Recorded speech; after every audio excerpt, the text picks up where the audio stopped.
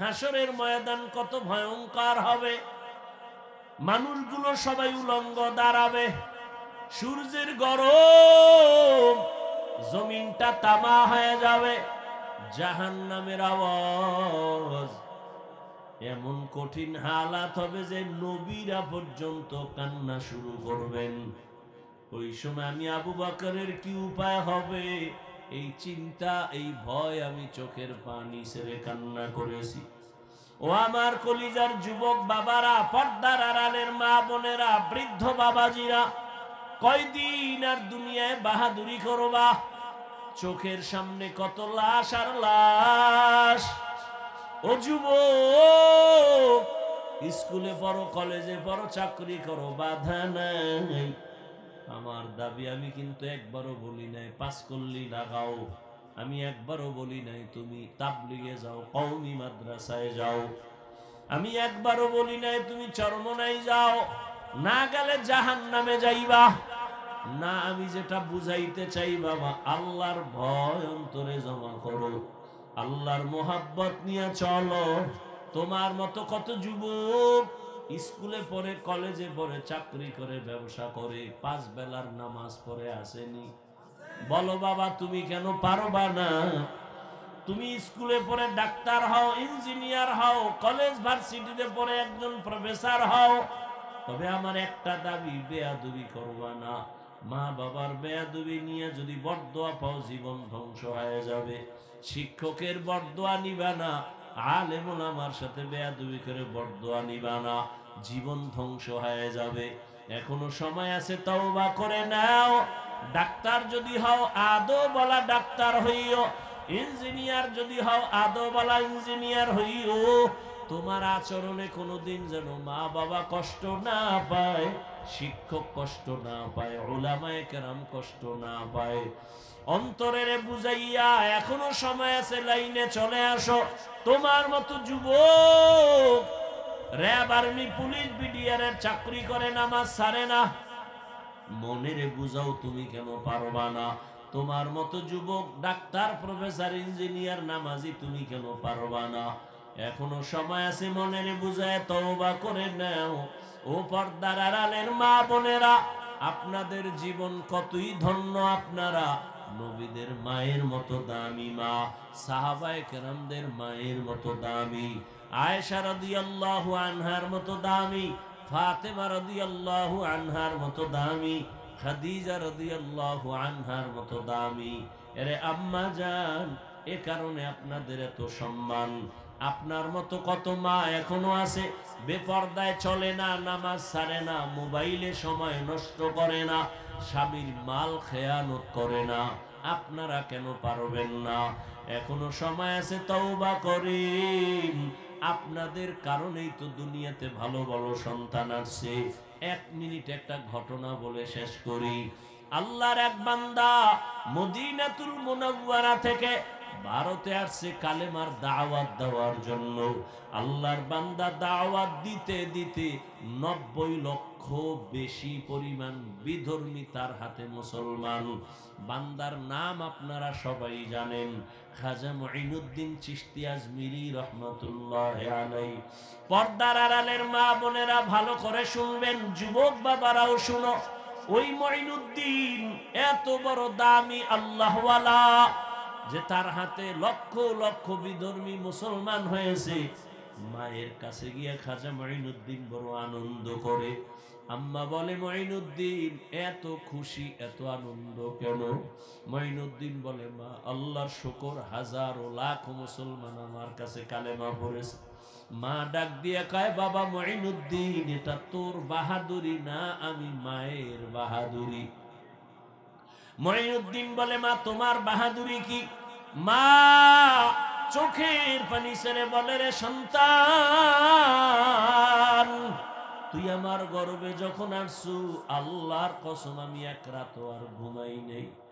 আমি রাতের গভীরে সেজদায় পড়ে কান্না করেছি, আর আমার মালিকের কাছে দোয়া করেছি, ও দয়ার মালিক, দয়া করে আমার গর্বের সন্তান তুমি ওলি বানাইয়া পাঠাইও। আর আল্লাহর কাছে দোয়া করিয়া শেষ না, তুই যখন দুনিয়াতে আসছ, আমি মা তোরে যতদিন আমার বুকের দুধ পান করাইছি, আল্লাহর কসম একটা ফোঁটা দুধও বিনা ওযুতে তোর মুখে দেই নাই।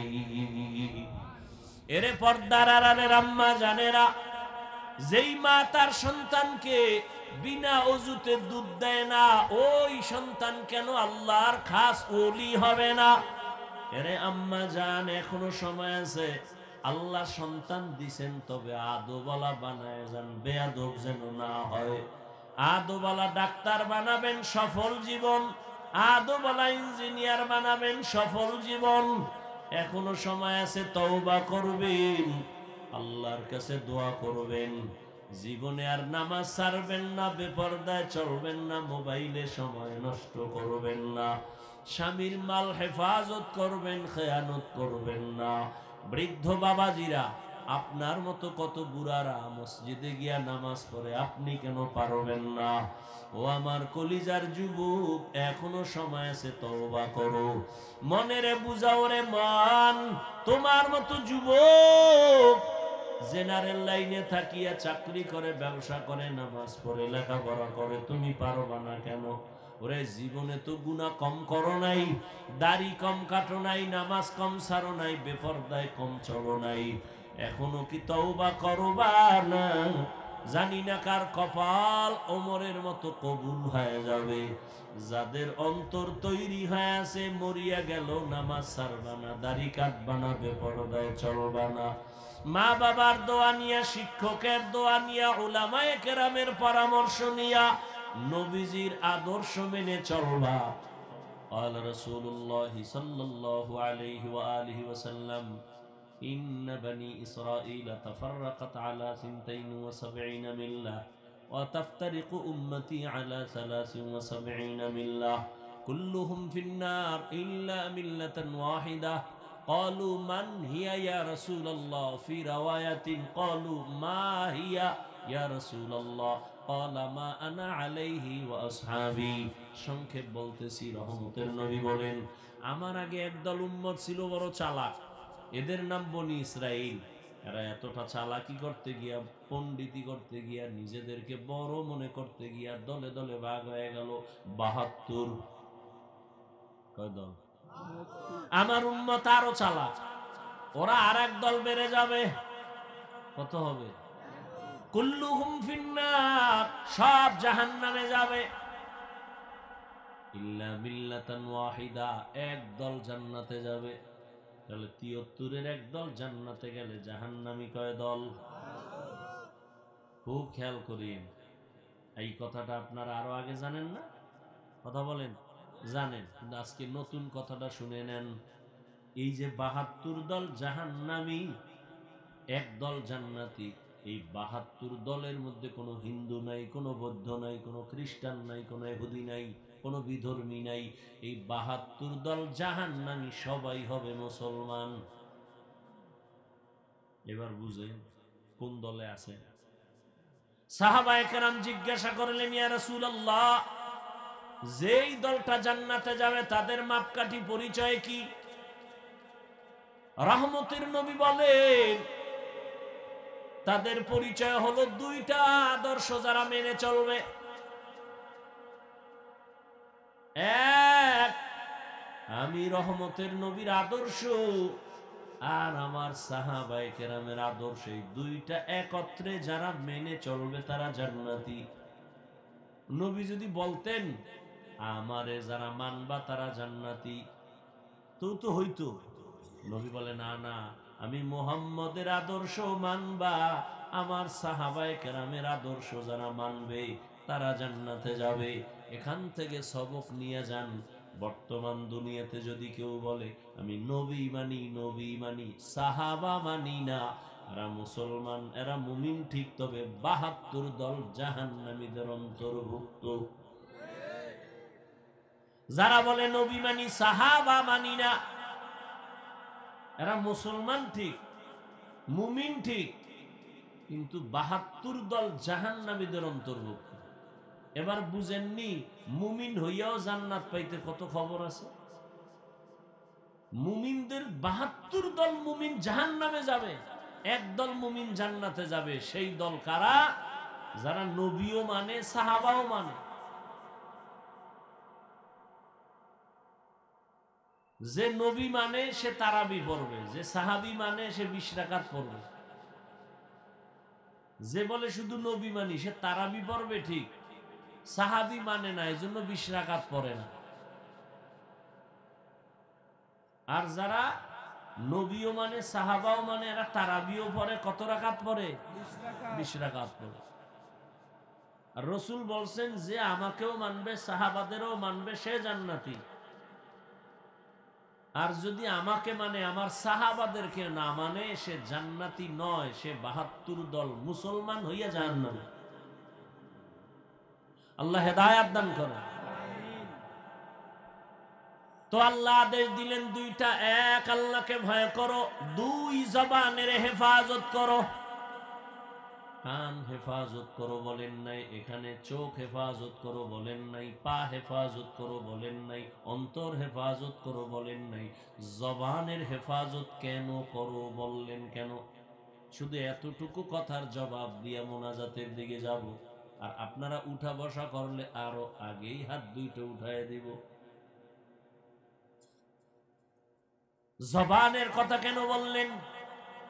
তার এক নাম্বার কারণ হলো জবান পুরো বডির মধ্যে একটা আকর্ষণীয় নিয়ামত। দুই নাম্বার কারণ, পুরো বডির মধ্যে জবান হলো মারাত্মক একটা অস্ত্র, কঠিন এক অস্ত্র। এইবার জিহ্বা নামের নিয়ামত যে বড় দামি এক নিয়ামত, কেমনে সেটা 2-4 মিনিট শুনেন। জবান এমন একটা আল্লাহর দেয়া নিয়ামত। জমিনে আল্লাহ যেদিন পাঠাইছেন, এই যে আমি মাউথ সামনে নিয়ে কথা বলি, আমার কথাটা মেশিনে টেনে ইউনিট থেকে, হর্ন থেকে বের করে দূরে নিচ্ছে। কিন্তু এটা কতক্ষণ চলবে একটা লিমিটেশন দেওয়া আছে।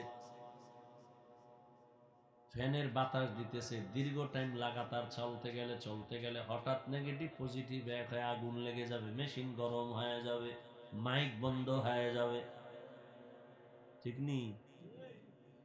এবার চিন্তা করেন, এই আল্লাহ পশুকে চিন্তা করার মতো মেধা দেন নাই, দিছেন মানুষকে। মানুষ একটু চিন্তা কর, দুনিয়াতে আসার থেকে আজ পর্যন্ত 70-80 বছর পর্যন্ত, 30-40-50 বছর পর্যন্ত জিহ্বা নামের মেশিন যে নড়াচড়া কইরা কত হাজার হাজার কোটি কথা সাপ্লাই দিল। গাল ব্যথা করে, ঠোঁট ব্যথা করে, কপাল ব্যথা করে, মুখ ব্যথা করে, কোনদিন কথা বলতে বলতে জিহ্বা ব্যথা করে নাই। এই মেশিনটা কেমনে চলে? এটা কখনো গরম হয় না। এই মেশিন কে ফ্যানের বাতাস দিয়ে ঠান্ডা করে? এ মোবাইলওয়ালা ভাই, সারা রাত মোবাইলের হক আদায় করতে গিয়া আনলিমিটেড কথা বলতেছে, মোহব্বতের আওয়াজ, কথা চলতেছে, মোহব্বত বাড়তেছে, কথা চলতেছে, মোহব্বত বাড়তেছে। হঠাৎ করে কথার লাইন কেটে গেছে। মোহব্বতের মাঝে লাইন কেটে গেলে ভাল লাগে। আরে ভাই কথা কন না কেন? মাথা গরম হয়ে গেল, লাইন কেটে গেল কেন? প্রথমেই তাকায় যে নেটওয়ার্কের ঝামেলা আসেনি, তাকায় দেখে না ফুল নেটওয়ার্ক। এরপরে ব্যালেন্স চেক করে দেখে কোনো টাকার অভাব আসেনি, দেখে না ফুল ব্যালেন্সও আছে, আনলিমিটেড কথা বলবো ঘুমায় ঘুমায়া। তো কাটলো কেন? ফট করে দেখে, আরে আমি 2 মিনিট কথা কম হেনে 48 মিনিট কথা হয়ে গেছে, টেরি ভাই নে ফট করে চার্জ গেছি। কি গেছি গা? নেটওয়ার্কও ঠিক আছে, ব্যালেন্সও ঠিক আছে, কি নাই? চার্জ নাই। তাড়াতাড়ি পাওয়ার হাউসের সাথে লাইন লাগায় চার্জ কর, ফুল চার্জ দিয়ে নে। আবার কত টাইম লাগবে? হয় না, টাইম কমায় দে, ফাস্ট চার্জার লাগা। 1 ঘন্টার চার্জ মাত্র 20-30 মিনিটে হয়ে যাবে। এবার ফুল চার্জ দিয়ে এবার ধুম কথা বল, আনলিমিটেড কথা বলো, আর কাটবে না। মোবাইলে কথা বলো, ব্যালেন্সও আছে, নেটওয়ার্কও আছে, চার্জ নাই, আবার চার্জ দাও, না হয় কথা চলবে না। জিব্বা নামের মেশিন নাড়ায় নাড়ায় এত কথা বলছো, বল কয়দিন চার্জ দিছো? কোনদিন এই জিব্বা নামের মেশিন চার্জ যায় না, বন্ধ হয় নাই। এত বড় এক নিয়ামত, এক প্লেট খানা নিছো,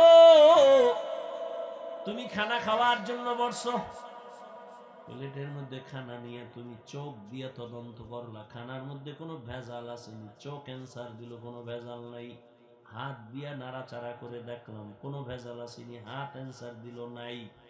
এবার লোকমাটা উঠায় যখন ভিতরে দিছি, জিব্বায় কয় সাবধান, ভিতরে নিসলিয়া ঝামেলা। লোকমার ভেতরে ঝামেলা ভিতরে নেওয়া যাবে না। কেন? হাত বলল ভেজাল নাই, চোখ বলল ভেজাল নাই, জিব্বায় কয় আমার রাডারে ধরা পড়ে গেছে লোকমায় ভেজাল। কি বলে? একটা চিকন চুল আছে। কি আছে? চুল আছে, হালা এটা বাইরে হালা। জিব্বা আটকায় দিছে, লোকমা বাহিরে ফেলে দাও। তাহলে হাতের থেকে জিব্বা শক্তিশালী না, অথচ নরম। চোখ পারে নাই, ব্যর্থ হাত পারে নাই, জবান আমাকে সতর্ক করে দিল ভিতরে নেওয়া যাবে না।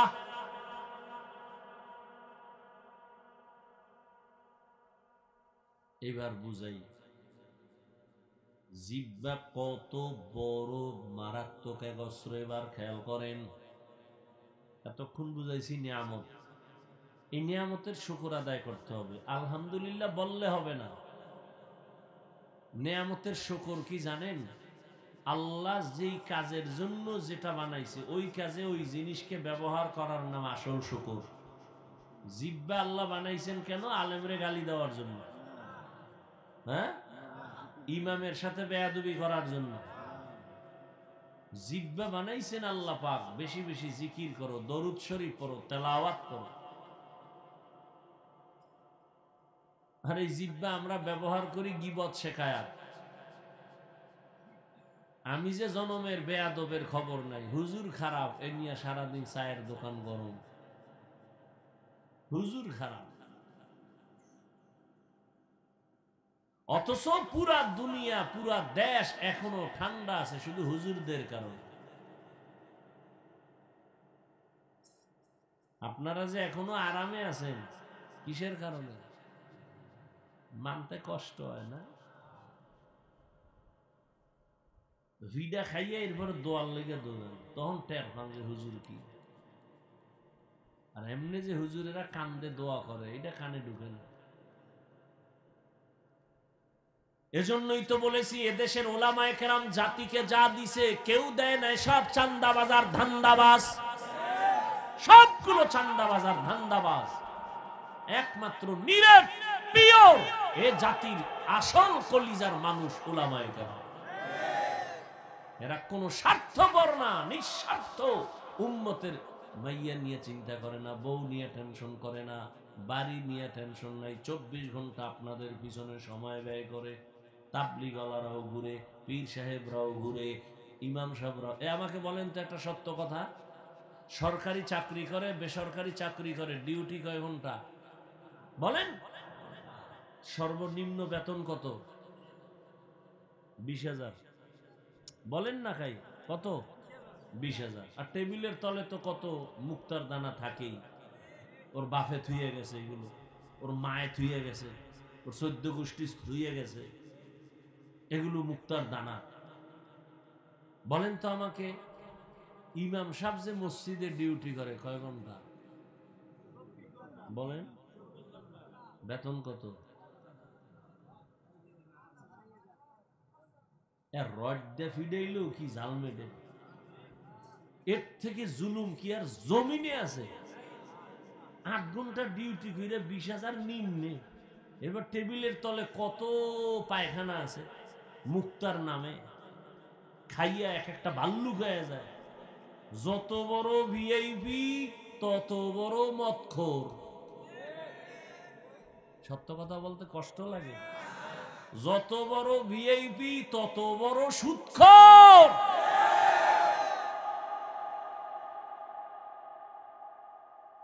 এবার দেখেন তো, ইমাম সাহেব 24 ঘন্টা রিমান্ডে রাখে, রিমান্ডে।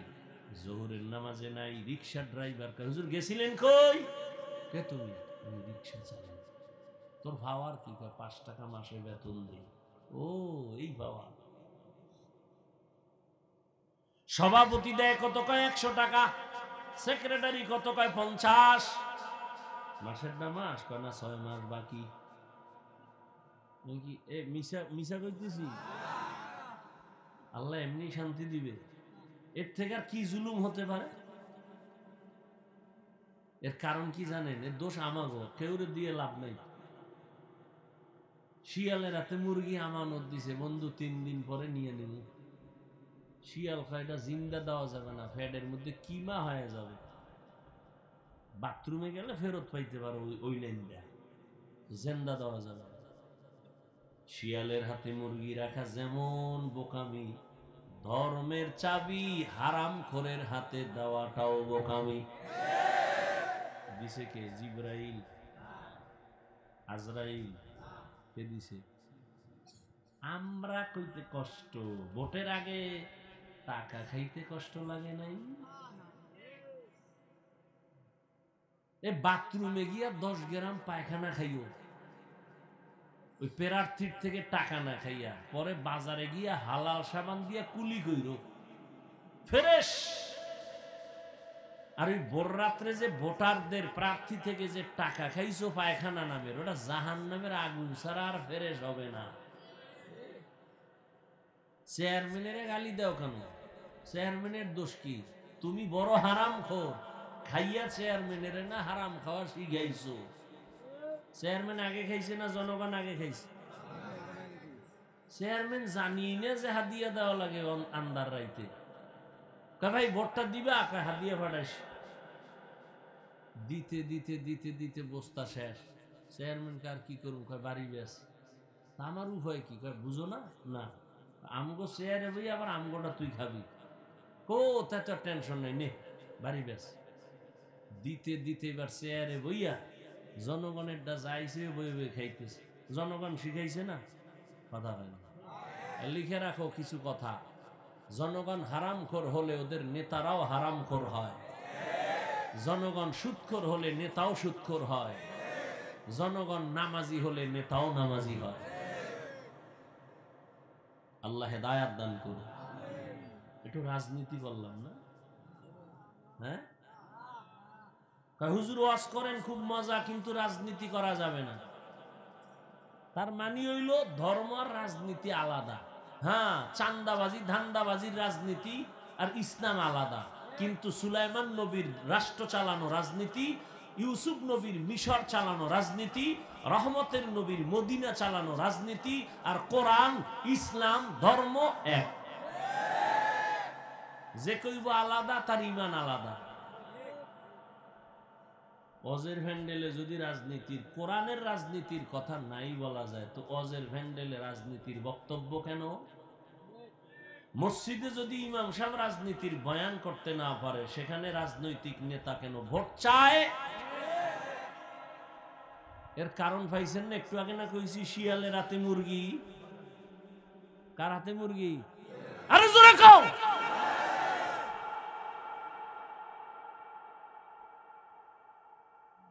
দেশ নাপাক হয়ে গেছে।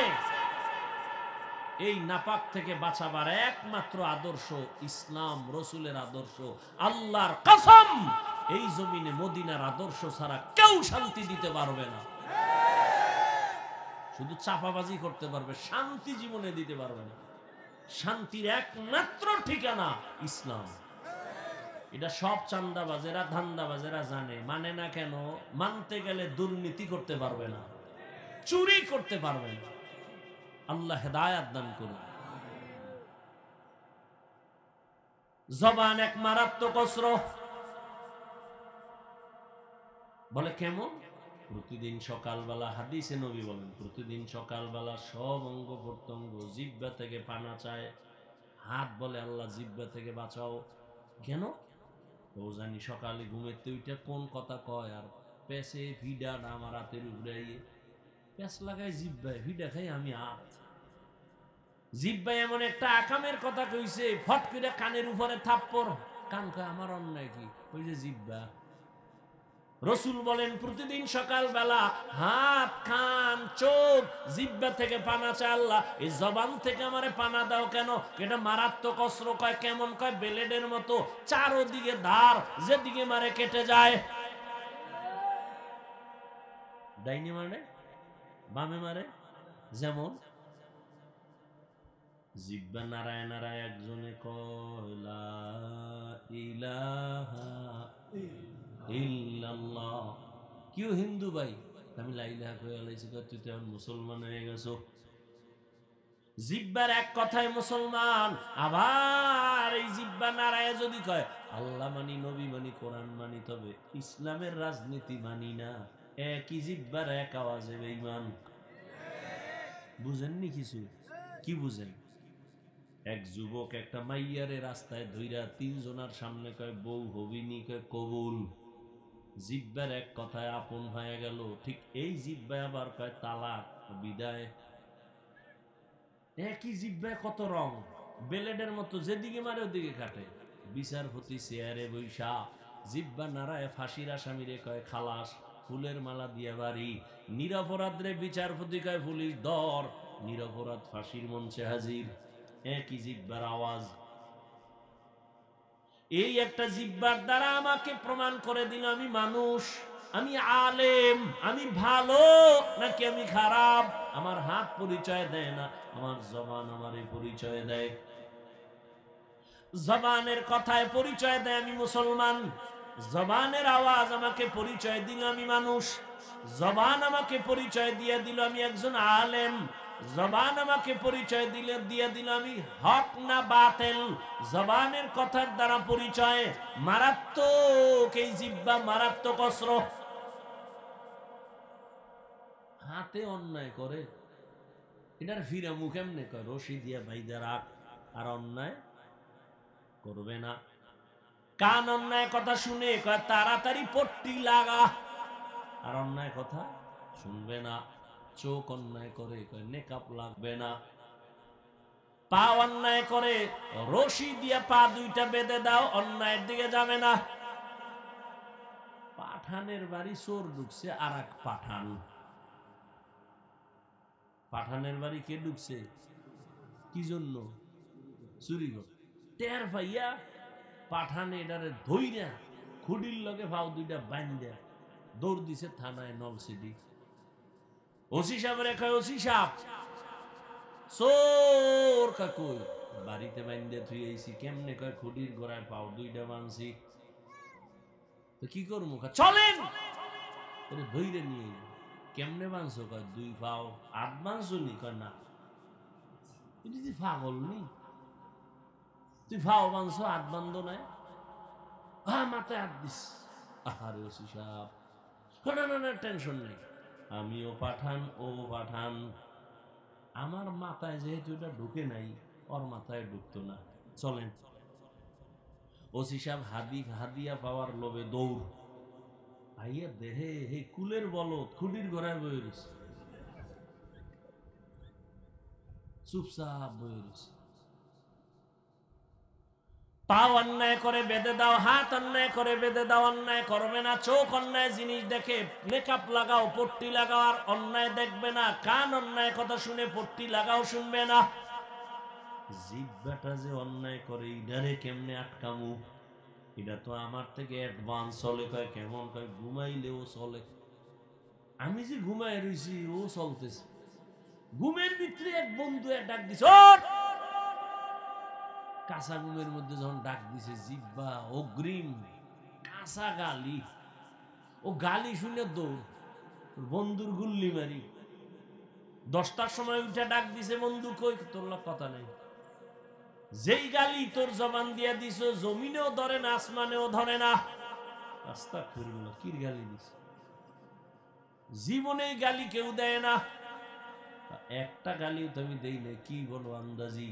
বলে না, রেকর্ড করলে তো শুনাইতে পারতাম। কি পরিমাণ কাঁচা আওয়াজ হইছে। আল্লাহর কসম, কি জিহ্বা দ্বারা বলেছি আমি নিজে টের পাই নাই। কারণ এটা আমার থেকে বড় অ্যাডভান্স, আমার আগে দৌড়ায়। এটারে এখন কেমনে আটকাবো? আল্লাহ কয় জিহ্বাটারে কন্ট্রোল কর, হেফাজত কর। কেমনে করি? রশি দিয়া বাঁধো, কয় না পারা যায় না, তাতে কষ্টে লাগাও, কয় না জিহ্বা এমন এক মেডিসিন মাইরে দিছে আমার আল্লাহ, কষ্টে লাগবে না, কারণ জিহ্বার মধ্যে অল টাইম পানি। কেমন পানি? যদি জিহ্বার পানি শুকায় যায়, পাগলের মতো হয়ে যায়, মইরা যাবো, ডাক্তার কয় ডায়াবেটিস হাই, মিষ্টি খাও তাড়াতাড়ি। জিহ্বার মধ্যে এমন একটা পানি আমার আল্লাহ দান করেছেন, এই পানি তোমার ঔষধ। পুরো চেহারার মধ্যে যদি কোনো রোগ হয়, গোড়া হয়, শাহাদাত আঙ্গুলটা বের করে জিহ্বার লালা নিয়ে বিসমিল্লাহ কয়ে 3 বার লাগায় দাও, চেহারার কোনো আর ঔষধ লাগবে না, লালা তোমার ঔষধ। তবে হুন যুবকেরা, সারা রাত্র মোবাইলে আকাম কইরা ঘুম মাইরা যদি গোড়া উঠে, এটি তোর লালায় যাবে না। আর একটা ঔষধের কথা মানবি না তো, কষ্ট পাই এই জন্য, তারপরও বলি, মানতে পারলে লাভ আছে। যারা ঘুমাবি, ঘুমের থেকে উঠা 1 গ্লাস পানি হাতে নিয়া ভেতরে মুখের যে লালা, ওই সহ কুলি করে ভেতরে নিয়ে পানি পান করবি। খবরদার, ডাক্তার বলে, সায়েন্স বলে, চিকিৎসা বিজ্ঞানীরা বলে, ঘুমের মধ্যে যে লালাটা তোমার ভেতরে জমে, এটা শরীরের ঔষধ। পানি 1 গ্লাস নিয়ে কুলি সহ লালা সহ পান করে নাও, তোমার শরীরের ঔষধ। কুলি করে তুমি পানিটা ফেলবা না। এরে আল্লাহর বান্দারা, জিহ্বাটারে আটকান যায় না, কেমনে আটকাই? আল্লাহ কয় আমি তো জানি তুই দুর্বল। হাত আটকানো যাবে, চোখ আটকানো যায়, কান আটকানো যায়, জবান আটকাইতে পারবি না। তবে হ্যাঁ, আমি আল্লাহ নিজে একটা মেডিসিন দিলাম, ওই মেডিসিন দিয়া জিহ্বাটারে কন্ট্রোল কর, ভিন্ন কোনো লাইনে কন্ট্রোল করতে পারবি না। ওই জিহ্বার মেডিসিন আমি আল্লাহ দিলাম, আর ওই মেডিসিনের নাম হলো তাকওয়া। তাকওয়া মানে আল্লাহর ভয়। আল্লাহর ভয় এটা অন্তরের মধ্যে জমা করো। যার মধ্যে একবার আল্লাহর ভয় আসবে, সে কখনো গালি দিবে না। একটা সন্তান মা বাবারে ভয় করার কারণে মা বাবার সামনে বাজে কথা বলে না, গালি দেয় না। ছাত্র শিক্ষকের ভয় করার কারণে শিক্ষকের সামনে ছাত্র বাজে কথা বলে না, গালি দেয় না। ঠিক একজন মানুষ যখন আমার আল্লাহকে ভয় করবে, ওই বান্দা গলায় ছুরি লাগাবে, দাড়ির মধ্যে অস্ত্র লাগাবে না। हर के दारत खौफे हकदार दिल मदाम जन्नतुल मअवा देहद ও রামাকাম। তাকওয়া নামের মেডিসিন লাগাও। তাকওয়া কোথায় পাবা? তাকওয়া পাওয়ার একমাত্র ঠিকানা ওলি আউলিয়াদের নেক নজর। লিকুল্লি শাইইন মা'দিনুন আমা'দিনুত তাকওয়া কুলুবুল আরিফিন। আল্লাহ ওয়ালাদের নেক নজর হলো তাকওয়ার গোডাউন। আল্লাহ ওয়ালাদের নেক নজর লাগলেই তোমার অন্তরে তাকওয়া চলে আসবে। এমন যে ওলিয়া উলিয়া মানেই না, এই কপাল ভরার উপায় কি? জানি না কি উপায় হবে। তবে শুনো, যারা বলবা ওলিয়া উলিয়া মানি না, আমি বলবো, ঘোষণা দিয়া গেলাম, এরা কোরআন মানে না, বুখারী শরীফ মানে না, এরা ভণ্ড। এদের যারা ভণ্ড বলবে না, আল্লাহর কসম তারাও ভণ্ড। যারা বলে আমরা ওলিয়া উলিয়া মানি না, এরা কোরআনও মানে না, বুখারীও মানে না, এরা বাতিল। এদের যারা বাতিল মানে না, তারাও বাতিল। কি মনে হয় গাঞ্জা খাইয়া বইছি? হ্যাঁ, আল্লাহ হেদায়েত দান করুন। ওলিয়া উলিয়াদের নেক নজর শুনো দলিল। قال رسول الله صلى الله عليه وآله وسلم اتقوا فراسة المؤمن فإنه ينظر بنور الله। আল্লাহর প্রিয় বান্দাদের ফেরাসাতের পাওয়ার আছে, এটাকে তোমরা ভয় করিও। কারণ তুমি যা দেখো না তারা তা অনেক কিছু দেখেন, তবে চামড়ার চোখে না, আল্লাহর দেওয়া নূরের আলো দিয়ে দেখেন। খলিফাতুল মুসলিমিন ওমরে ফারুক রাদিয়াল্লাহু তাআলা আনহু খুতবা দিতেছেন, খুতবার মাঝে হঠাৎ করে একটা অপ্রাসঙ্গিক আওয়াজ দিলেন, ইয়া সারিয়াতাল জাবাল, ইয়া সারিয়াতাল জাবাল, ইয়া সারিয়াতাল জাবাল, এই সারিয়া, পাহাড় পাহাড় পাহাড়। ওমর যেখানে আওয়াজ দিছেন সেখান থেকে সারিয়া 2000 কিলোমিটার দূরে ইরানে যুদ্ধ করে। সারিয়াকে জিজ্ঞাসা করা হলো, ওমরের আওয়াজটা শুনছিলেনই? কাছে বইসা বললে যেমন শোনা যায় তেমনই শুনছি। আল্লাহর ভয়, এ ভয়ের নাম তাকওয়া। আল্লাহওয়ালাদের নেক নজর, এই ভয়টা যখন আসবে জীবন চলে যাবে, বান্দা গুনাহ করবে না। ওমরে ফারুক রাদিয়াল্লাহু তাআলা আনহু দিনের বেলা মানুষের বিচার করে, রাতের বেলা ঘুরে ঘুরে প্রজাদের খবর নেয়, জনগণের কি হালাত। ঘুরে গিয়ে দেখে বাগানের মধ্যে বাতি জ্বলে। ওমর গিয়ে আস্তে করে চুপচাপ দাঁড়াইছে রাতের অন্ধকারে, শুনে ভেতরে মহিলাদের আওয়াজ। মা তার মেয়েকে ডাক দিয়ে কয়, এই মাইয়া, বাজারে দুধ বিক্রি করতে নিবি, পানি মিলাইয়া নিস। মেয়ে ডাক দিয়ে কয়, ওমর যদি টের পায় রে মা, ওমরের কথার আগে তরবারি রেডি। ওমর কই কই কই? মা কি কয়, ওমর তো দেখবে না। মেয়ে ডাক দিয়ে কয়, মা ওমর যদিও দেখবে না, তবে ওমরের আল্লাহ তো দেখবেন। ওই আল্লাহরে ফাঁকি কেমনে দিব? ওমরের দূর শুইনা চলে গেছে। পরের দিন আদালতে লোক দিয়া পাঠায়, কয় অমুক এলাকায় যাও, ওই ঘরের মা মেয়ে দুজনরে ডাকো আদালতে। আদালতে ডাইকে বলে, এই আম্মা জান, বেয়াদবি মাফ করবেন, আপনার উপরে কোনো অভিযোগ নাই। আপনার মেয়েটা তো আমার মনে হলো বড় দামি, যে কোনো আল্লাহর বান্দির মতো না, এর মধ্যে তাকওয়ার পুরো পাওয়ার আছে। এই মেয়েটাকে আল্লাহ আপনাকে দান করেছেন, আপনি যদি রাজি থাকেন, আমি ওমরের ছেলের জন্য মেয়েটাকে বিবাহের বন্ধনে নিতে চাই। মেয়েটাকে নিয়ে নিলেন তার ছেলের জন্য। সেই মেয়ের বংশে জগৎ বিখ্যাত আল্লাহর প্রিয় বান্দা ওমর বিন আব্দুল আজিজ আসছেন এই মেয়ের ঔরসে। ভাইরা আমার, আল্লাহর ভয় বড় কঠিন। আল্লাহ পাকের ভয় মানে আল্লাহর আযাবের ভয়। রহমতের নবী বলেন, আমি একদিন মসজিদের পাশেই তো আমার হুজরা আয়েশার ঘরে আমি এশা পরে ঘুমাই। এশা পরে আমি গল্প করি না, ঘুমাই তো গভীর ঘুম না, আমি ঘুমাইলে চোখ বন্ধ, তবে অন্তর আমার ঘুমায় না। রাতের গভীরে হঠাৎ কান্নার আওয়াজ আসতেছে, কে যেন মসজিদের মধ্যে গভীর রাতে কান্না করে। আমি ঘুম ভেঙ্গে উঠলাম, বের হইলাম, নজর করে দেখি নামাজের মধ্যে দাঁড়াইয়া হাউ মাউ করে একজনে কাঁদে। আমি গভীর নজর দিয়া দেখি অচেনা কোনো বান্দা না, অচেনা কোনো আমার আশেক না। আমি তাকায়া দেখলাম জান্নাতের 1 নাম্বার সাহাবী আবু বকর নামাজে দাঁড়ায় দাঁড়ায় হাউ মাউ করে কান্না করে। আমি নবী অপেক্ষা করে, নামাজ শেষে আবু বকর আসলেন, আমাকে দেখে আশ্চর্য হলেন।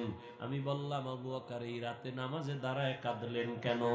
আবু বকর বলেন, ইয়া রাসূলুল্লাহ, বেয়াদবি মাফ করবেন, আল্লাহর আদালতে দাঁড়াইয়া হিসাব দেওয়ার ভয় আমি কান্না করেছি।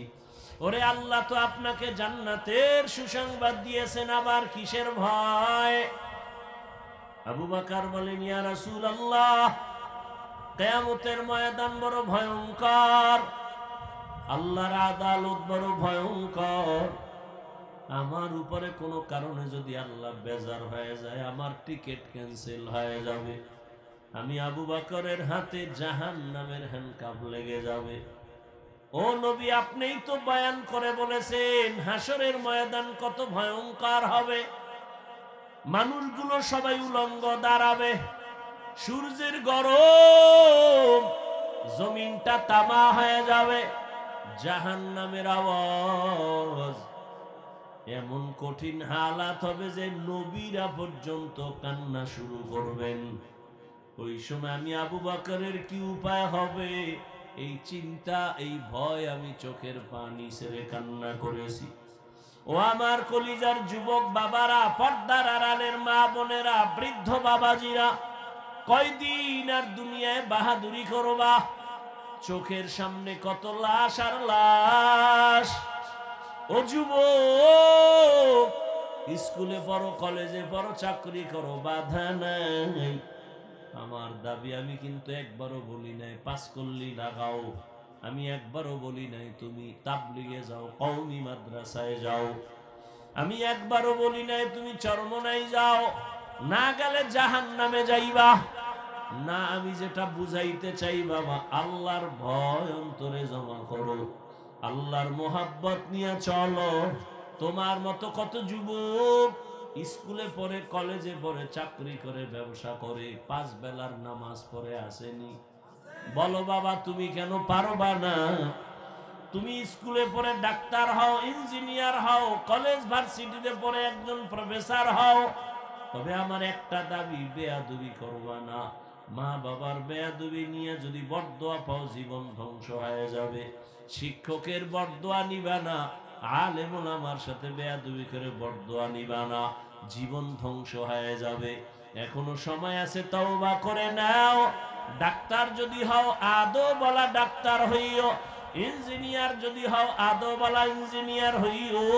তোমার আচরণে কোনোদিন যেন মা বাবা কষ্ট না পায়, শিক্ষক কষ্ট না পায়, উলামায়ে কেরাম কষ্ট না পায়।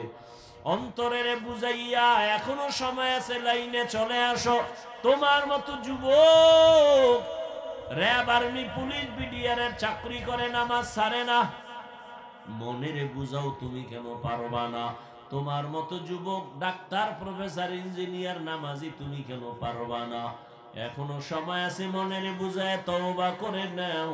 ও পর্দার আড়ালের মা বোনেরা, আপনাদের জীবন কতই ধন্য। আপনারা নবীদের মায়ের মতো দামি মা, সাহাবায়ে কেরামদের মায়ের মতো দামি, আয়েশা রাদিয়াল্লাহু আনহার মতো দামি, ফাতেমা রাদিয়াল্লাহু আনহার মতো দামি, খাদিজা রাদিয়াল্লাহু আনহার মতো দামি।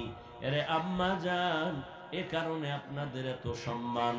আপনার মতো কত মা এখনো আছে, বেপরদায় চলে না, নামাজ ছাড়ে না, মোবাইলে সময় নষ্ট করে না, স্বামীর মাল খেয়ানত করে না।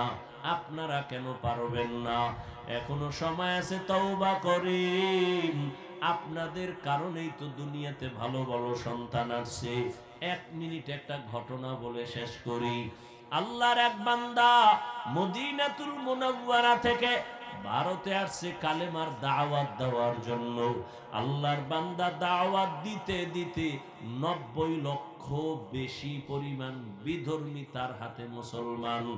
বান্দার নাম আপনারা সবাই জানেন, খাজা মুঈনুদ্দিন চিশতি আজমিরি রহমাতুল্লাহি আলাইহি। পর্দার আড়ালের মা বোনেরা ভালো করে শুনবেন, যুবক বাবারাও শুনো। ওই মুঈনুদ্দিন এত বড় দামি আল্লাহওয়ালা যে তার হাতে লক্ষ লক্ষ বিধর্মী মুসলমান হয়েছে। মায়ের কাছে গিয়ে খাজা মুঈনুদ্দিন বড় আনন্দ করে। আম্মা বলে, মুঈনুদ্দিন এত খুশি, এত আনন্দ কেন? মুঈনুদ্দিন বলে, মা আল্লাহর শুকর, হাজারো লাখ মুসলমান আমার কাছে কালেমা পড়েছে। মা ডাক দিয়ে কয়, বাবা মুঈনুদ্দিন, এটা তোর বাহাদুরি না, আমি মায়ের বাহাদুরি। মুঈনুদ্দিন বলে, মা তোমার বাহাদুরি কি? মা চোখের পানি ছেড়ে বলে, রে সন্তান, তুই আমার গর্ভে যখন আসছু, আল্লাহর কসম আমি এক রাত আর ঘুমাই নেই। আমি রাতের গভীরে সিজদায় পড়ে কান্না করেছি আর আমার মালিকের কাছে দোয়া করেছি, ও দয়ার মালিক, দয়া করে আমার গর্বের সন্তান তুমি ওলি বানাইয়া পাঠাইও। আর আল্লাহর কাছে দোয়া করিয়া শেষ না, তুই যখন দুনিয়াতে আসছ, আমি মা তোরে যতদিন আমার বুকের দুধ পান করাইছি, আল্লাহর কসম একটা ফোঁটা দুধও বিনা ওযুতে তোর মুখে দেই নাই। এরে পর্দার আড়ালের আম্মা জানেরা, যেই মা তার সন্তানকে বিনা ওযুতে দুধ দেয় না, ওই সন্তান কেন আল্লাহর খাস ওলি হবে না? এরে আম্মা জান, এখনো সময় আছে। আল্লাহ সন্তান দিছেন, তবে আদবওয়ালা বানায় যান, বেয়াদব যেন না হয়। আদবওয়ালা ডাক্তার বানাবেন, সফল জীবন। আদবওয়ালা ইঞ্জিনিয়ার বানাবেন, সফল জীবন। এখনো সময় আছে, তওবা করবেন, আল্লাহর কাছে দোয়া করবেন। জীবনে আর নামাজ ছাড়বেন না, বেপরদায় চলবেন না, মোবাইলে সময় নষ্ট করবেন না, স্বামীর মাল হেফাজত করবেন, খেয়ানত করবেন না। বৃদ্ধ বাবাজিরা, আপনার মতো কত বুড়ারা মসজিদে গিয়া নামাজ পড়ে, আপনি কেন পারবেন না? ও আমার কলিজার যুবক, এখনো সময় আছে, তওবা করো। মনেরে বুঝাও রে মান, তোমার মতো যুবক জেনারেল লাইনে থাকিয়া চাকরি করে, ব্যবসা করে, নামাজ পড়ে, লেখাপড়া করে, তুমি পারবা না কেন? ওরে জীবনে তো গুনাহ কম করো নাই, দাড়ি কম কাটো নাই, নামাজ কম ছাড়ো নাই, বেপরদায় কম চলো নাই, এখনো কি তওবা করবা না? জানি না কার কপাল ওমরের মতো কবুল হয়ে যাবে। যাদের অন্তর তৈরি হয়ে আছে, মরিয়া গেল নামাজ ছাড়বা না, দাড়ি কাটবা না, বেপরদায় চলবা না, মা বাবার দোয়া নিয়া, শিক্ষকের দোয়া নিয়া, উলামায়ে কেরামের পরামর্শ নিয়া, নবীজির আদর্শ মেনে চলবা। তওবা করার মতো যদি কারো অন্তর তৈরি হয়, মুনাফিকি না থাকে, খাঁটি তওবার নিয়ত যাদের আছে, দুটো হাত আমার আল্লাহকে দেখায়া দাও। আয় আল্লাহ, হাতগুলো কবুল করে নেন, তওবা কবুল করে নেন, তওবার উপরে মজবুত হইয়া চলার মতো তৌফিক দান করেন, আমিন।